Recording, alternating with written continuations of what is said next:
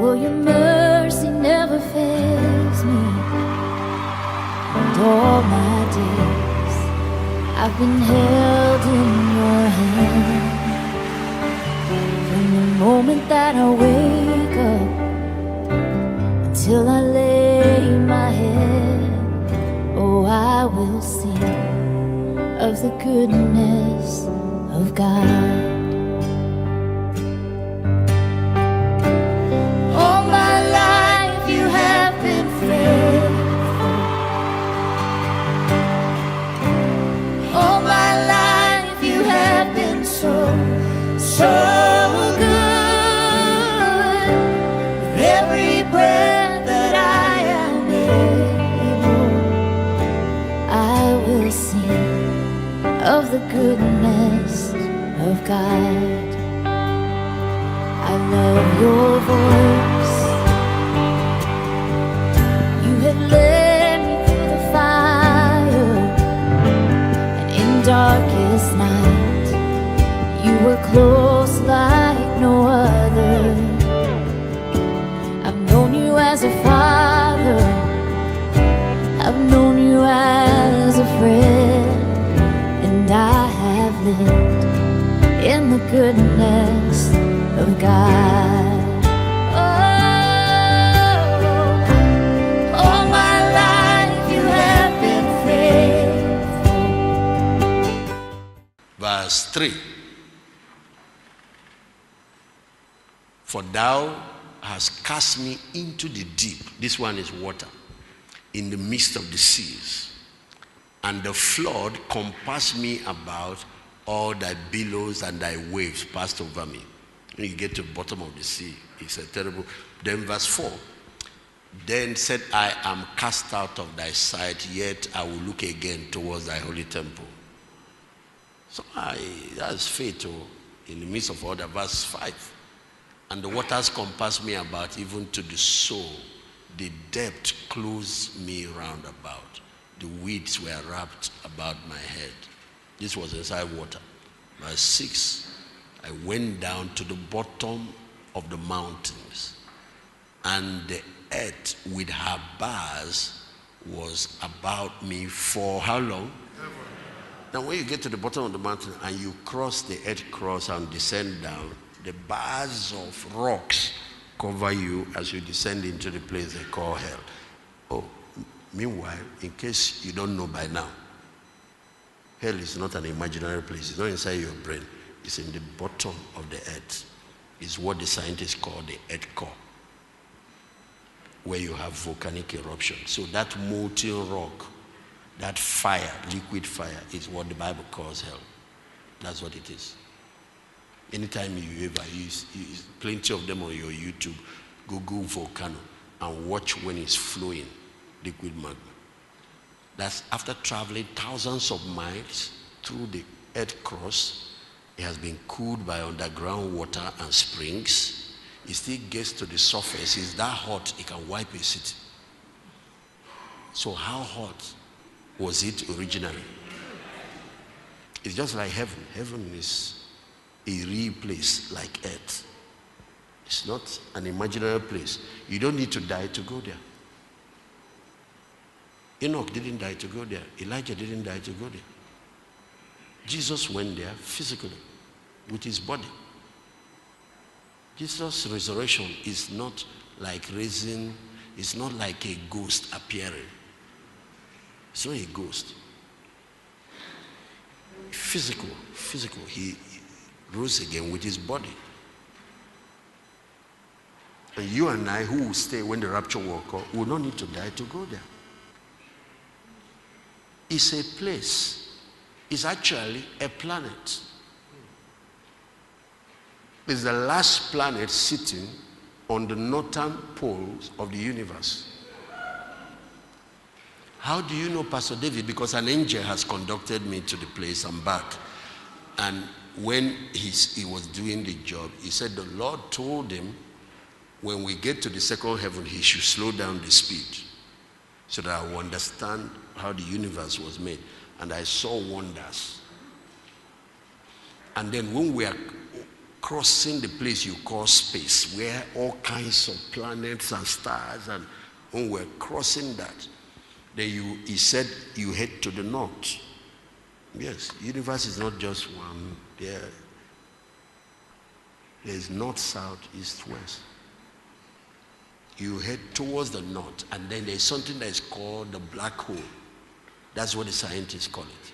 It is used to separate the heaven where God lives from the heavenlies where the fallen angels are. That is the space. Yes.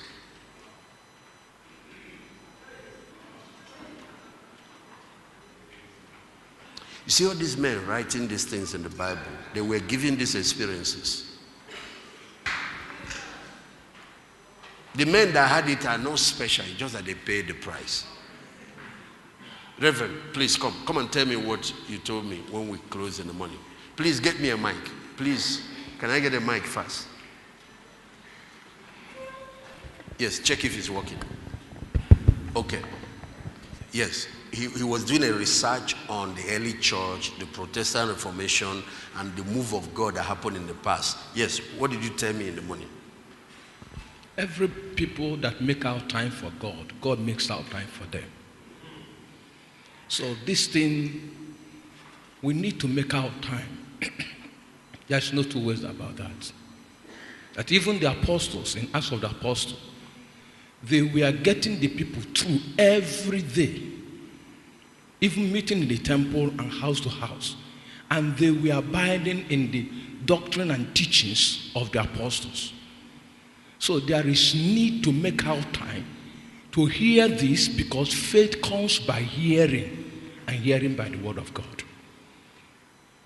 So what he was telling me, he said when he was doing the research of all the past revival, one of the recurrent trend that they made time for God. You don't give God time. That's why, because we're busy people, we work now. Like me, I'm a very busy person. That means there has to be those scheduled times of retreat. People take off. Take off from work. Maybe before we leave, I'll tell you the dates. Yes, you have up to 3 or 4 months before then, I guess. You take off. Jeremiah 33 verse 3 said, call upon me and I will answer you. What is the next thing? I will show you. Those things he wants to show you, you need to see them. I will show you great and mighty things which you don't know. Like this universe, if you see what God created. So when we got to that last planet, so after I've seen the second heaven, the guy now stepped up the speed. He said this is the speed Jesus traveled with when he was going up. So, and then as we are approaching, he stopped and we landed. I said, this is a planet now. He said, this is the place you people call heaven. So I bent down because I was very shocked that there are soil there. There are rocks. In all my reading of the Bible, I didn't expect to see soil and rock. I was touching it. I was amazed. I said, this. But then see the gate that we're about to enter to go in. Because the city it's a planet that has been developed. The kingdom you're talking about is now inside. There are 12 gates. This gate, there is nothing you can use to describe it now. I'm just looking for something. It's mind-boggling, the kind of person that we serve. And he created all these precious pearls and treasures, and he will use, if you see the size of the gates. So we passed in, and of course each of them have angels that guard and all that. And we came in. When we came in, the streets are tarred with gold. I said, wow.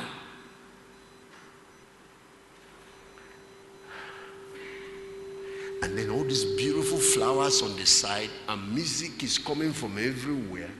And the flowers look the way they are moving, like they are the speakers. Because I'm trying to understand where are the speakers? He say, you are thinking like an earthman. Yes. Where is this sound? Where is this kind of worship coming from? So finally, after they've shown me certain things, something occurred to me.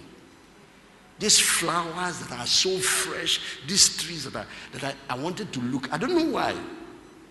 I'm mesmerized by the golden streets and all that. I decided to actually, on the side, the streets are so paved to perfection. On this side, the flowers and the vegetations, the street itself is perfect. You will see a dust, talk less of seeing any. If there is anything that drops, there is an automatic system that removes it. I don't know how they did that. I don't understand it. So I decided to go on the side to actually check what is on that distance. It's soil.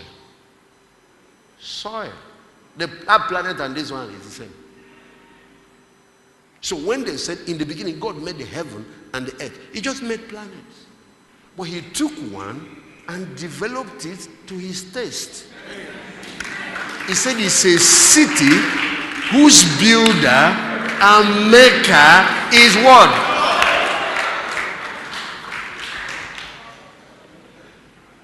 Then he took this one, left it for us to develop. Because he made us in his... They have all sorts of technology there. And they don't see it as technology, it's just normal. If you get to where that river of life flows, for example, there are still some things I have questions on. And I was telling myself, next time, I'm going to ask these 5 questions. And I had another experience later, where they needed to show me how the rapture will occur and what will happen after the rapture. And I was in Europe, I was in the streets of London when it happened. Yeah, I was in London. So every time I'm in Europe, my hair, that thing comes back to me.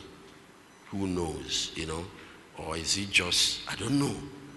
And then all of the signs of the Son of Man started. The moon turning to blood and it's like if a president is coming, the level of acrobats, these signs were happening in the heavens. And everybody knew what it was. Some were running to hide themselves. Somewhere, but then you see people, they are turned to white, they are going. Halfway, I asked myself, why am I still here? It's true, but inside me, there was no fear, I had perfect peace. So I wanted me to observe a few things, all kinds of things that will happen on the earth, and I saw enough. Then I went. And when we got back, I have been to that city before. Got through the gates. That my friend, that angel, came to welcome me again. He said, this time the Lord wants to talk to you. So I said, okay. So he took us to where the assembled saints, it's uncountable. Everybody in white. So when he finished showing me some of the things that needed to be done, and that's how apostolic ministries are. An apostle is not by talk.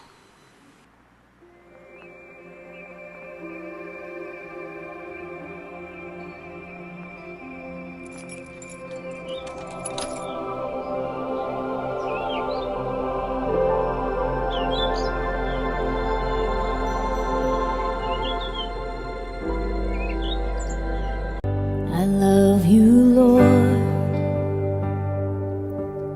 Oh, your mercy never fails me. And all my days I've been held in your hand. From the moment that I wake up until I lay my head, oh, I will sing of the goodness of God.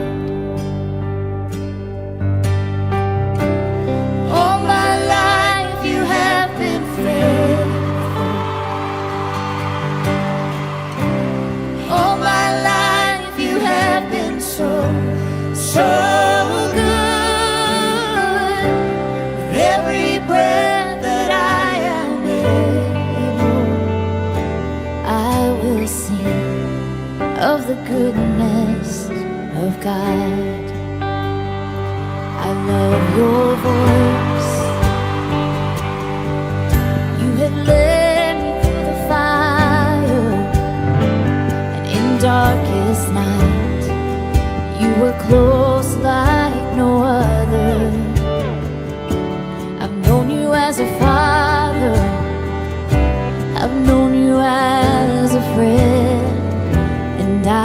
have lived in the goodness of God.